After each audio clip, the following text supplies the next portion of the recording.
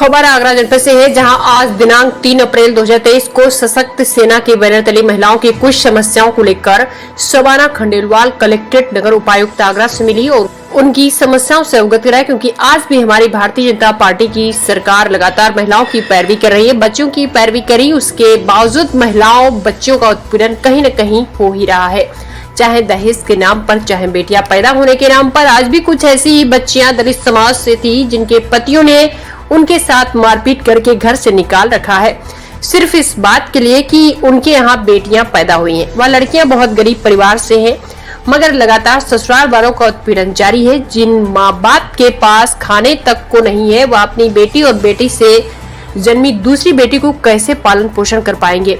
उन बच्चियों ने अपने निकटतम थानों में गुहार लगाई, पर उनकी कोई सुनवाई अभी तक नहीं हो पाई। और एक बच्ची का नाम रेशमा है, जिसको उसके पति ने घर से निकाल रखा है। दूसरी बच्ची का नाम सरोज है, उसके पति ने भी उसे 5 साल से घर से बाहर कर रखा है, सिर्फ इस बात के लिए कि उसके घर बेटी पैदा हुई। तीसरी महिला का नाम प्रीति है, जिसको कुछ दबंगों द्वारा उसके परिवार को तंग किया जा रहा है।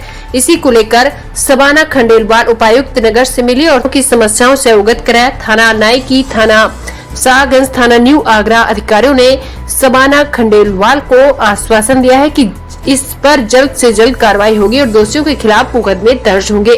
मेरा नाम शबाना खंडेलवाल है और मेरी जो सेना है सशस्त्र महिला सेना, जिसके लिए महिलाओं के न्याय जो होता है उनके साथ करते हैं, आज उसी के तहत मैं यहाँ आई थी। ये सरोज है और जिसको इसके पति ने, इसकी बेटी हुई है, उसकी वजह से निकाल रखा है। 5 साल से अपने घर में ये बेचारी पड़ी हुई है। माँ बाप बहुत गरीब है और जिन्हें 3 केस है, 3 मामलों को मैं लेकर आई हूँ, 3 जातक समाज से हैं।